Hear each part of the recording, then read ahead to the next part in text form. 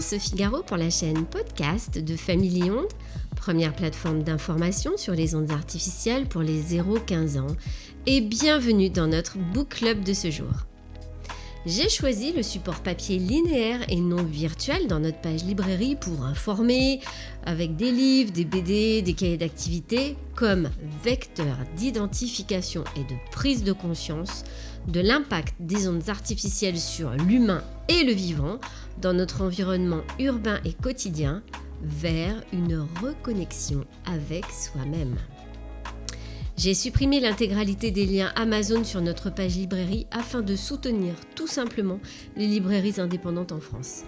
Je vous conseille sur le territoire national www.placedeslibraires.fr et sur la région Auvergne-Rhône-Alpes www.chez-mon-libraire.fr. Le livre pour enfants que je vous présente aujourd'hui s'appelle « La journée sans écran » par Emmanuel Petit, illustré par Anna Duna aux éditions Fleurius pour les 6-9 ans. C'était un samedi et il avait commencé comme tous les samedis de ma vie. Ça sentait trop bon le chocolat chaud et le pain grillé et maman allait appeler de sa douce voix mélodieuse « Le petit déjeuner est servi, descendez vite !» Quand soudain, son téléphone retentit avec un bip bip et tout à coup, le monde s'est arrêté de tourner. Oh, ma copine Sylvie a posté une vidéo de koala sur Chatbook. Oh, qu'il est mignon, qu'il est trop beau, qu'il est chouchou. Alors, soudain, c'en était trop. J'ai vu rouge. J'en ai assez, moi, de manger du pain brûlé et du chocolat refroidi tous les samedis matins. J'ai hurlé. Stop, c'est suffit, c'est fini, ras-le-bol, je déclare ouverte la journée sans écran. Les parents ont boudé pendant tout le petit déjeuner. Mais mon frère et moi, nous n'avons rien lâché et surtout pas prêté attention à leur jérémiade. Tout cela pour dire que cela n'a rien à voir avec de la culpabilité ou de l'autorité. Vos enfants ont besoin de vous avoir dans une relation face à face, que vous décrochiez, que vous les entendiez et que surtout vous déconnectez de vos objets connectés. Les enfants, comme les parents, sont des personnes responsables, conscientes de leurs besoins et de leurs actes, et soucieuses de leur bien-être. Limiter le temps devant les écrans ne suffit pas. Il faut, en famille, faire un choix adapté à chacun et s'assurer que ce choix est respecté par tout le monde. Si ce n'est pas le cas, cela se fait forcément de façon unilatérale et ça ne peut pas marcher. Tout d'abord, la capacité d'expression me semble évidente. Un enfant doit tout simplement exprimer ses émotions, ce qu'il ressent, ses sentiments, ses idées.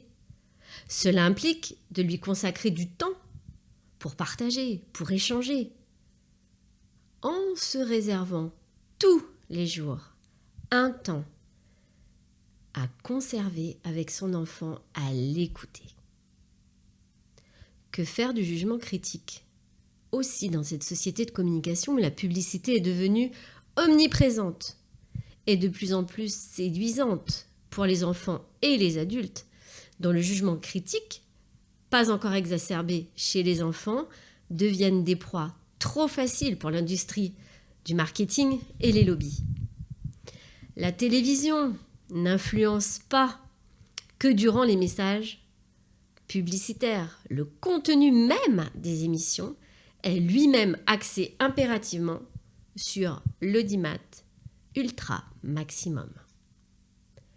Alors l'empathie, évidemment l'empathie est importante pour ne pas désensibiliser les jeunes face à l'exposition fréquente et massive face à la violence physique ou verbale. Exercer chez les enfants l'attention aux autres et valoriser la capacité de leur venir en aide est primordial et essentiel. se reconnecter, se toucher, échanger, parler à ses enfants et à ses proches me semble la porte d'entrée excellente pour se retrouver, partager et entretenir notre lien entre humains. Rien que de mieux à faire qu'à augmenter le temps passé en famille plutôt que devant les écrans. Consacrer des activités physiques et sportives, augmenter, donner de son temps et aussi le consacrer à la lecture. Diminuer significativement les disputes à l'école et à la maison et les paroles méchantes est essentiel. Tout le monde s'en ressent, au travail comme à l'école, et tout le monde redevient le meilleur de soi-même, tout le monde redevient de meilleure humeur, avec une autre relation, un autre regard sur les autres et sur soi-même. Eh bien, c'est fini pour aujourd'hui. Encore merci pour votre écoute. J'espère que ce livre vous permettra de réfléchir sur la question de l'impact des écrans, mais pas que cela. Vous pouvez me contacter par mail sur www.familionde.fr, rubrique contact. Je sais que c'est contraignant, mais je vous le demande régulièrement dans les podcasts, c'est de nous laisser la note de 5 étoiles, cela nous aide beaucoup. Sachez que notre association est d'utilité publique et que vous pouvez bénéficier d'un rescrit fiscal si vous souhaitez nous soutenir. Famille Onde, agissons ensemble. Sur notre site internet, informez-vous. Je vous dis à très bientôt sur notre chaîne podcast.